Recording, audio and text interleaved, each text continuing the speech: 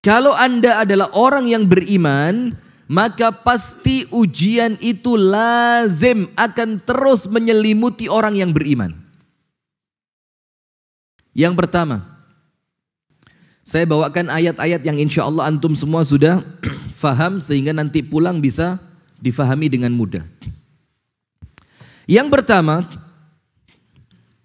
Allah Subhanahu wa taala berfirman dalam surah Al-Balad. Surah apa? Al-Balad. Pada ayat yang keempat Allah taala berfirman apa? Laqad khalaqnal insana fi kabad. Apa artinya kabad itu? Artinya adalah sungguh telah kami ciptakan manusia berada dalam keadaan penuh dengan kesusahan. Siapa yang berfirman? Allah. Pasti benar atau ada kemungkinan salah? Pasti benar. Maka Allah katakan Allah itu ciptakan kita bukan dalam keadaan nyaman, tapi dalam keadaan penuh kesusahan, penuh penderitaan, penuh ujian. Dan ini ada kisahnya. Sampai Al-Imam Ibnul Qayyim mengatakan jalan surga ini, jalannya Allah ini yang menjadikan Nabi Ibrahim itu dibakar di api. Nabi yang menjadikan Nabi Yusuf masuk ke dalam penjara. Yang menjadikan Nabi Yunus ditelan ikan paus. Yang menjadikan Nabi Ayub habis harta dan tubuhnya. Yang menjadikan Nabi besar Muhammad SAW harus terusir dari kota kelahirannya. Antum sudah? Jangan belum, mudah-mudahan tidak. Oh, belum. Repot, susah nantang ini kan. Mudah-mudahan tidak. Kan begitu. Nah, tapi kemudian tidak mungkin kita bisa masuk ke dalam surga tanpa ujian. Sampai kemudian laqad khalaqnal insana fi kabad. Penuh ujian, penuh susah payah. Itu hakikat di mana Allah ciptakan kita dalam keadaan itu. Ada seorang perempuan disebutkan dalam kitab Safwatut Tafasir. Perempuan ini di rumah dia suaminya jahat. Ibu-ibu ada yang suaminya jahat? Bu, ibu-ibu ada yang suaminya jahat? Curhat dia curhat. Ya Allah bu, jangan curhat di sini. Ini bukan acara curhat dong, bukan. Ini taklim seriusan ini. Sudah suka mukul, tidak pengertian, tidak pernah menyayangi dia, ngomongnya kasar. Dan perempuan itu bukan makhluk yang bisa dikasari. Perempuan itu lembut betul dia, tidak boleh dikasarin. Jangan sampai angkat suara, jangan sampai, aduh susah. Perempuan ini lembut banget dia. Sampai Rasul bilang perempuan itu gelas kaca. Iya kan? Ketika dia sudah pecah, maka dia tidak akan kembali pada bentuknya yang semula. Sampai Rasul bilang, rifqan bil qawarir. Yang lembut sama perempuan. Yang lembut sama perempuan. Nah sudah, maka perempuan ini tidak kuat lagi sudah. Ini parah banget suami saya ini. Nampaknya sudah tidak ada celah untuk dia menjadi baik. Didoain, disabarin, dinasehatin.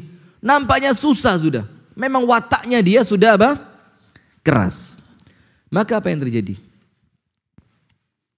Itu perempuan kabur dari rumah suaminya. Pergi dia. Menjelang azan maghrib. Pergi. Sebelum suami pulang kerja. Kemudian ketika terdengar azan maghrib, dia berhenti di suatu masjid. Ini kisah diceritakan oleh Syekh Ali As-Sabuni dalam kitabnya Safwatut Tafasir ketika menjelaskan apa? Laqad khalaqnal insana fi kabad. Pasti susah terus hidup kita ini. Sudah, nanti saya jelasin. Susah itu bukan berarti kemudian Anda sampai kok enggak lah. Susah itu bisa dinikmati nanti. Sudah, perempuan itu sholat ke masjid. Ketika itu qadarullah, Allah takdirkan imamnya baca surat Al-Balad ini. Ketika sampai pada ayat laqad khalaqnal insana fi kabad. Perempuan itu mikir, Allah ciptakan saya sebagai manusia dalam keadaan senantiasa susah payah. Terus dia mikir, saya sekarang lari dari kesusahan rumah suami. Saya mau pindah ke orang tua, bakal susah juga. Saya mau kabur ke rumah teman, bakal susah juga. Saya mau lari kerja ke tempatnya orang, bakal susah juga. Daripada saya susah di rumah orang tua, dalam keadaan bermaksiat meninggalkan suami, susah di rumah teman dalam keadaan meninggalkan suami, susah ketika bekerja bersama orang dalam keadaan meninggalkan suami, mendingan saya balik ke rumah suami saya, susah saya berpahala. Tidak meninggalkan suami. Nah coba lihat, ini loh kalau manusia itu ngerti bahwasannya dia itu hidup senantiasa Allah takdirkan, Allah jadikan tabiatnya manusia dan dunia ini penuh dengan kesusahan. Saya mau tanya, kenapa dunia ini penuh dengan kesusahan? Supaya antum tidak merasa betah di sini dan kepingin cepet-cepet pulang ke surga. Coba, kalau orang hidupnya penuh dengan ujian, coba. Ya Allah, mati aja udah. Betul enggak? Betul enggak? Nampaknya perutnya bumi lebih ramah dibanding atasnya bumi ini. Nah, maka dibikin begitu. Itu sampai Rasul katakan apa? Ad-dunya sijnul mu'min. Dunia ini apa? Penjaranya orang beriman. Dan para ulama mengatakan apa? Amalan orang di penjara itu cuma dua. Sabar dan ibadah. Bisa di penjara mau teriak-teriak gitu, suruh diem. Dan apa waktu yang lain? Ibadah. Dan kita ini sedang di penjara, nunggu waktu keluar.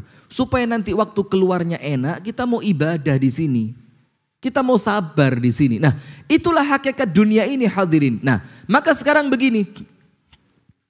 Allah Subhanahu wa taala berfirman kepada kita semua, Alif Lam Mim, ahasiban nasu ayyutraku ayyaqulu amanna wa hum la yuftanun. Allah katakan dalam Al-Quran surah Al-Ankabut, Alif Lam Mim, apakah manusia mengira setelah mereka mengucapkan kami beriman, kemudian mereka akan ditinggalkan begitu saja tanpa ujian? La, kata Allah. Walaqad fatanna alladhina min qablihim, dan kami telah uji orang-orang sebelum kalian. Tujuannya apa? Karena kami ingin melihat siapa di antara mereka yang benar imannya ketika diuji dan siapa orang-orang yang berdusta dengan keimanannya. Sekarang lihat, antum pernah dengar kisahnya keluarga Ammar bin Yasir? Ammar bin Yasir ya, as-sabiqunal awwalun, orang-orang yang masuk Islamnya itu pertama-tama, dan dibanding kita yo jauh. Ammar bin Yasir itu keluarga budak. Ayahnya budak, ibunya budak, dan anaknya pun bukan anak merdeka. Mereka masuk Islam. Mereka masuk Islam. Setelah mereka masuk Islam, ketahuan oleh tuannya, maka tuannya tidak terima, ingin menjadikan mereka kembali kafir. Maka disiksa, antum tahu kan siksaannya ya? Yang pertama ibunya, yang kedua bapaknya. Sampai Ammar bin Yasir sama Allah dibela dalam Al-Quran. Ibunya diapain? A'azzanallahu wa iyyakum, semoga Allah memuliakan kita, amin. Besi itu di ujungnya dibakar sampai merah. Kalau bahasa kita mungkin linggis ya. Tahu linggis? Apa di Banjar namanya linggis? Linggis. Sampai ujungnya merah. Merah betul. Itu ditusukkan mulai tengkuk belakangnya. Belakang leher nih.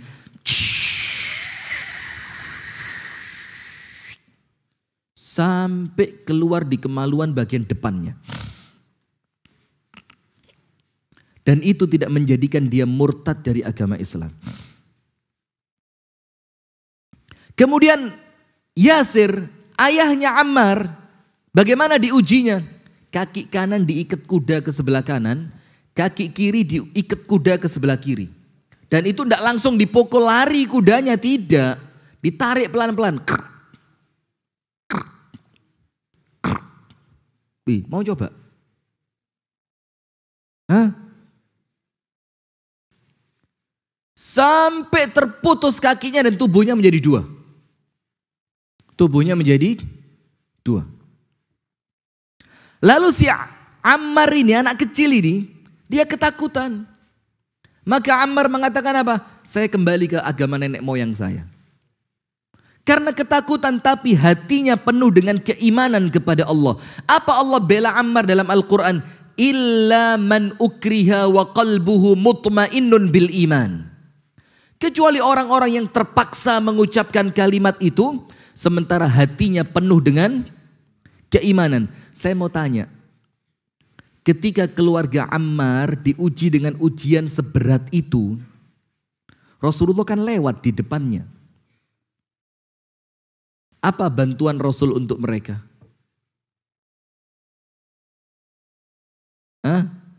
Cuma satu. Rasul tidak menyelamatkan itu ibundanya Ammar dari api, besi panas. Rasul tidak menyelamatkan Yasir dari ditarik oleh kuda sampai tubuhnya terbelah dua. Rasul cukup memberikan kepada mereka hiburan surga. Hiburan surga. Apa kata Rasulullah? Sabran. Ya Rabb, saya kalau ngomong ini langsung kayak sabran ala Yasir fa inna maw'idakumul jannah. Yang sabar keluarga Yasir, kata Rasulullah. Kenapa? Sebentar lagi kalian pindah surga. Allahu Akbar. Sebentar lagi kalian pindah mana? Surga. Maka ketika terbayang surga, maka ujian dunia terasa apa? Kecil. Antum tahu Asia, istri Fir'aun, Asia, ketika dia diazab, diseksa, disakitin oleh Fir'aun, bagaimana caranya? Kalau bahasa Jawanya dipenteng. Dipenteng itu apa? Tangan kanan sana-sana, kaki sana-sana.